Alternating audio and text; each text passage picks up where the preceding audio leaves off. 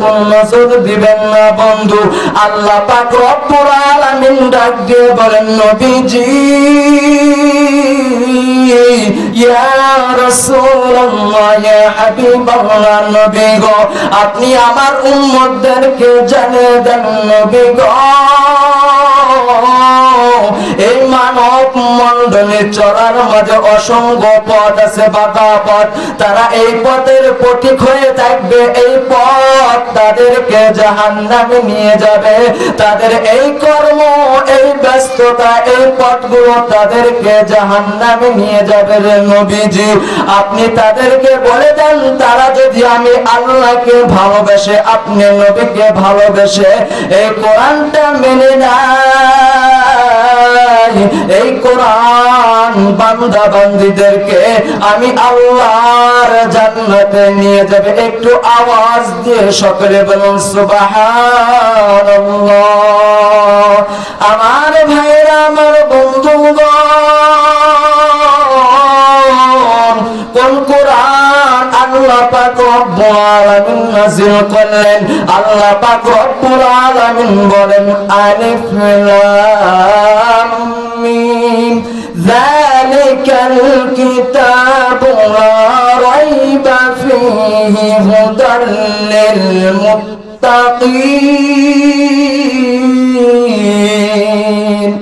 আল্লাহ পাক রব্বুল আলামিন বলেন এটা এমন একটা কিতাব যার ভিতরে কোনো সন্দেহ নেই, যার ভিতরে কোনো ভুল তো দূরের কথা, কোনো সন্দেহ অবকাশ নাই।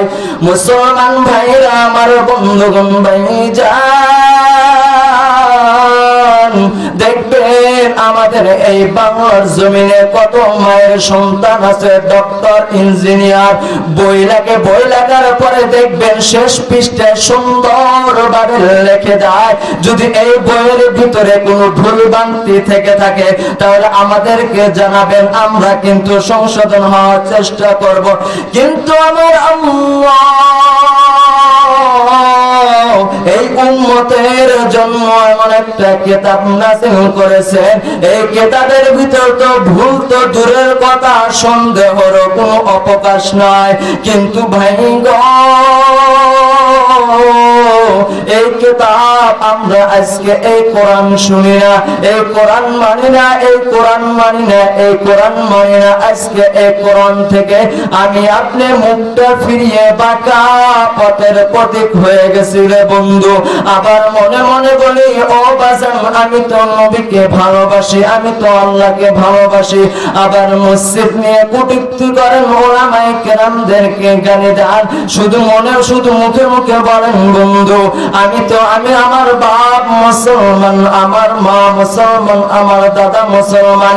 কিন্তু আল্লাহ পাক রব্বুল আলামিন কোরআন বলেন কুল ইন কুনতুম তুহিব্বুনাল্লাহ ফাত্তাবিউনি ইউহিব্বুকুমুল্লাহ ওয়া ইয়াগফির লাকুম যুনুবাকুম ওয়াল্লাহু গফুরুর রহিম।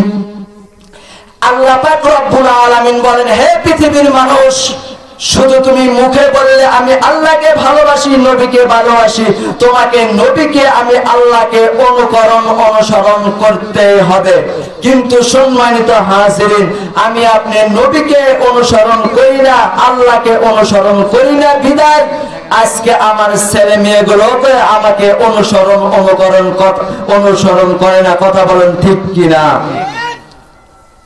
আগের যুগের ছেলে মেয়েদেরকে দেখতাম শিক্ষক যদি রাস্তা দিয়ে হেঁটে যেত সালাম কালাম দিত, আর এখনকার ছাত্র ভাইদের দেখলে এরকম ভাবে একটা সিগারেট নেবে আর খাবে। কে শিক্ষক কে পিতা মাতা তার কোনো খবর নাই। এর কারণ একটাই, বাড়ির ভিতর কোরআনটা রেখে দিয়েছ, আলমারির ভিতরে একবারও বিসমিল্লাহ বলে তুমি ওই কোরআনের হক আদায় করতেছ না। আল্লাহ পাক রব্বুল আলামিন বলেন আমি জিকির নামে যে কোরআনটা নাযিল করেছি, এই কোরআন থেকে যে বান্দা বান্দি তারা মুখটা ফিরিয়ে বাঁকা পথের প্রতীক হয়ে যাবে, আমি আল্লাহ তাদের পরিচালক না, তাদের পরিচালক একমাত্র ইবলিস শয়তান।